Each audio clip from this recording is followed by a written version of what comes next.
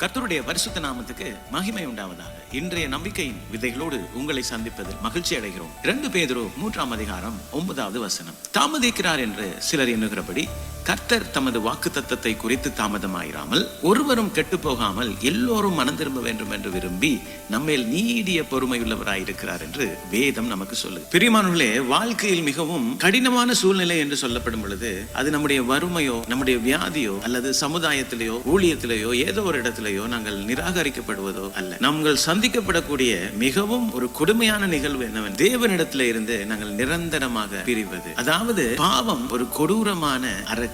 அது மனிதனை கட்டி அவனை ஏமாற்றத்திலே தள்ளி அவங்களுடைய கண்களை மூடி அவனை அழிவின் பாதைக்கு நேராய் அழைத்து செல்லுகிறதாய். நம்முடைய கிருபையுள்ள தேவன், நம்முடைய கிருபையுள்ள தகப்பன் ஒவ்வொரு ஆத்மாவும் ரட்சிக்கப்படணும் என்ற ஒரு எதிர்பார்ப்போட கிறிஸ்துவில் நமக்கு நித்திய ஜீவனை அனுபவிக்க அவர் வாய்ப்பை இன்று ஏற்படுத்திக் கொள்.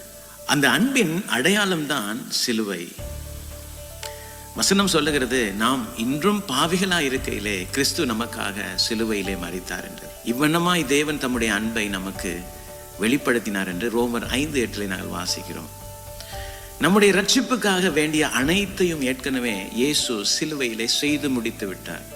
விலை கிரயம் செலுத்தப்பட்டாயிற்று. வாசல் என்று திறந்திருக்கிறது. பெரியமான அழைப்பு நம்மை நோக்கி வந்து கொண்டு. பெரியமானவர்களே, இந்த அழைப்பை நாங்கள் விட்டு விடுவோமானால் இனி ஒரு அழைப்புக்கு வாய்ப்பே இல்லை. யோவான் 3:16 சொல்லுகிறது, தேவன் தம்முடைய ஒரே பேரான குமாரனை விசுவாசிக்கிறவன் எவனோ அவன் கெட்டு போகாமல் நித்திய ஜீவனை அடையும்படிக்கு அவரை தந்தருளி இவ்வளவாய் உலகத்தில் அன்பு கூர்ந்தார்.